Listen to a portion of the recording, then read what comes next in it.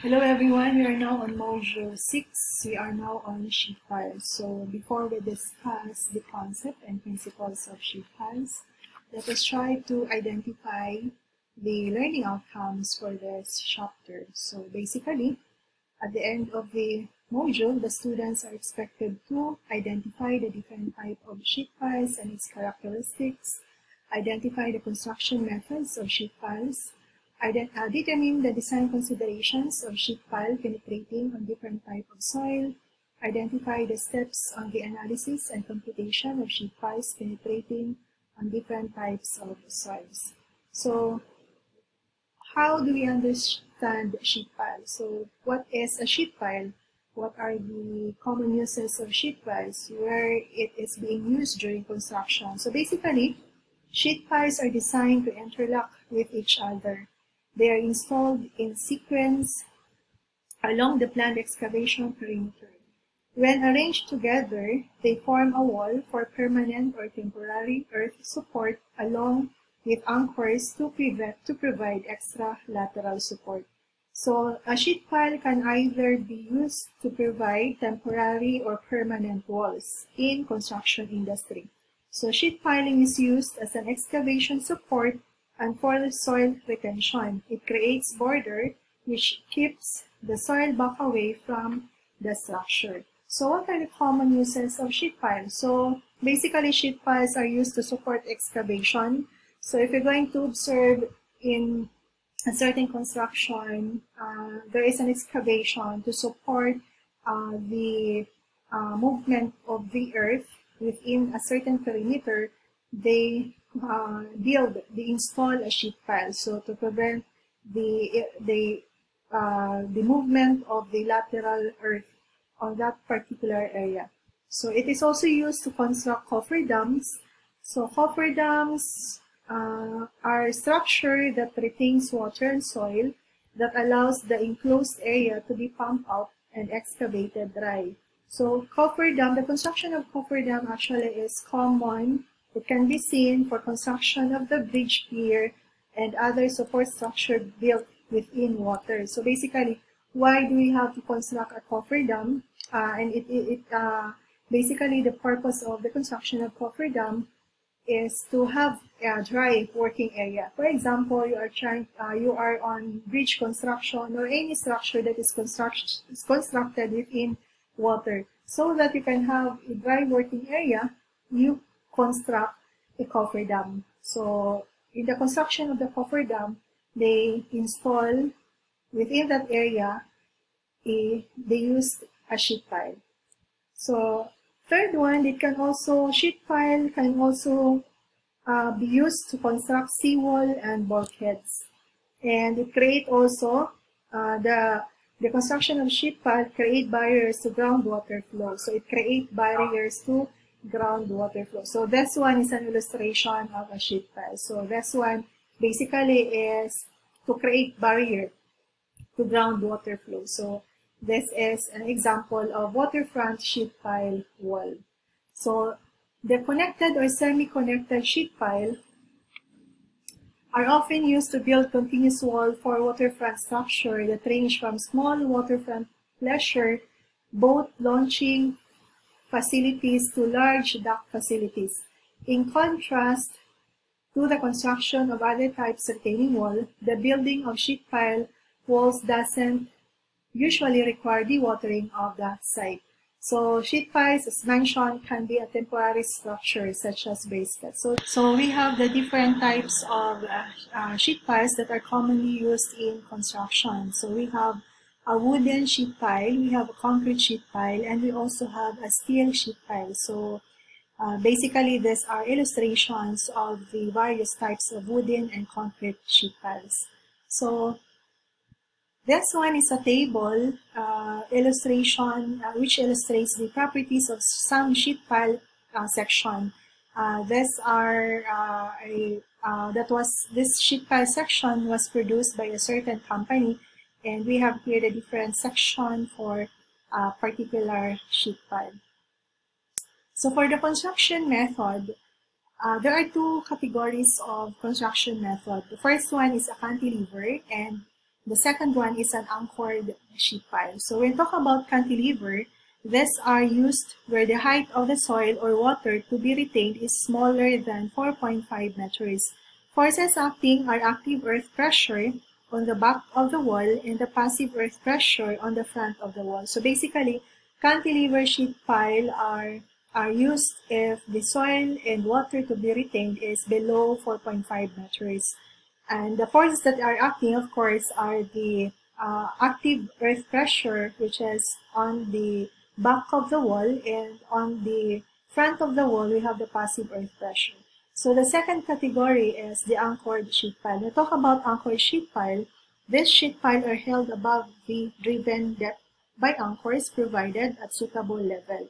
So the anchors provide forces for the stability of the sheet pile, in addition to the lateral passive resistance of the soil into which the sheet pile are driven. So when we talk about anchored sheet pile, there is a support at a certain height of the sheet pile, and that is what we call anchor. That is basically the main reason that it is being called as anchored sheet pile. Whereas on cantilever sheet pile, there is no support at any point on the sheet pile. So that is why it is being called as cantilever sheet pile. In the construction of sheet pile walls, the sheet pile may be driven into the ground and then the backfill placed on the land side. Or the sheet pile may first be driven into the ground and the soil in front of the sheet pile dredged. In either case, the soil used for backfill behind the sheet pile wall is usually granular. The soil below the dredge line may be sandy or clayey. The surface of the soil on the water side is referred to as mud line or the dredge line. So in the construction of the sheet pile, it can be categorized into two. We have the backfill structure and the dredge structure.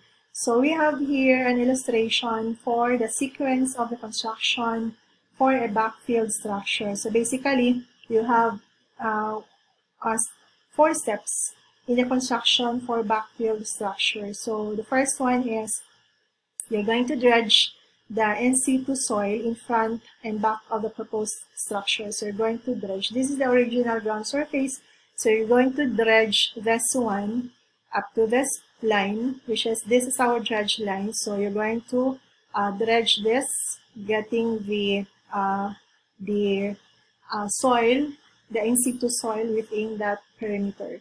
Then after you have dredged, this is now the position. This is now the illustration after you dredge the original ground surface. So you try to drive the sheet pile. So you drive the sheet pile. That is step 2.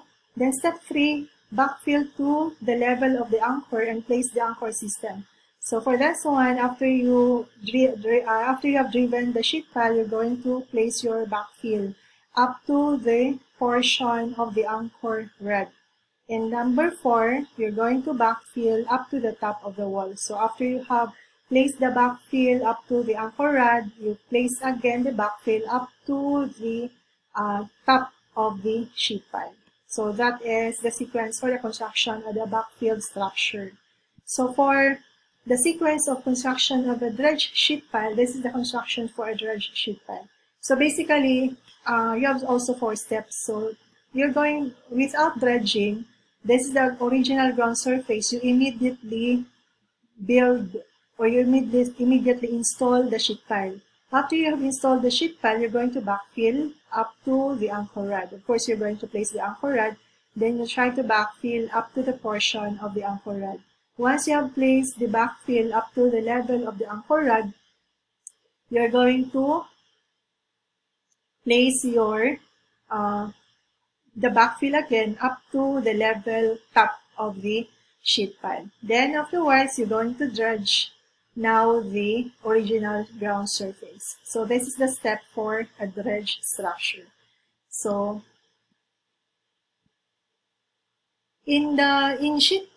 for sheet pile can be driven in a penetrating, can be driven in a sandy type soil or clay type soil. So for this one, this is an illustration for a sheet pile that was driven into a sand. So you have here a sandy type soil. You install the sheet pile for this.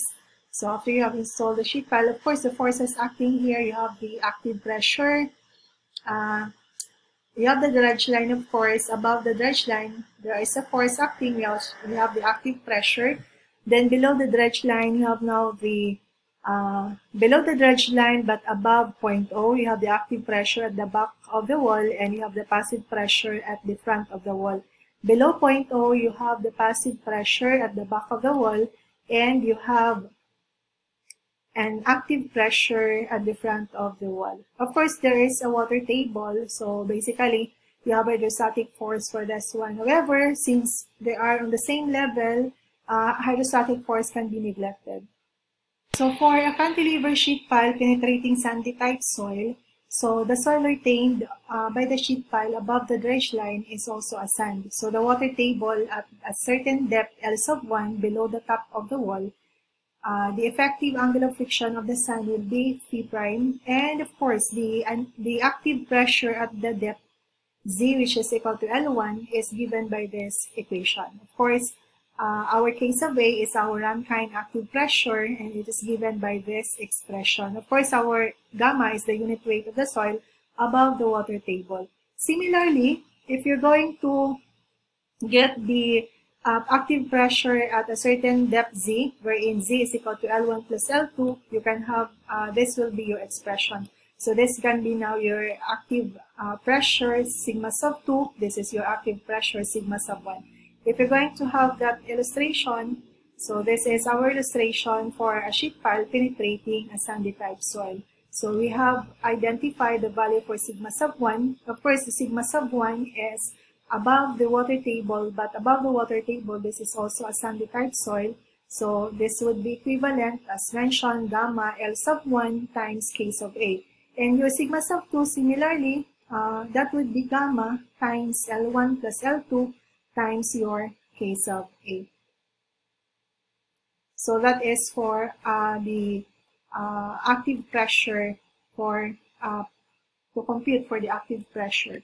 Of course, since our gamma prime, because gamma prime is, for this illustration, this is now our gamma prime. This is saturated, so basically you have to subtract the unit weight of the water. That's one, this would be gamma, this is unsaturated. And to determine the net lateral pressure below the dredge line to the point of the rotation, as shown in our previous figure, so we have to consider the passive pressure acting from the left side of the water table toward the right side of the wall, and also the active pressure acting from the right side towards the left side of the wall. Such case, we try to ignore the pressure from both sides of the wall.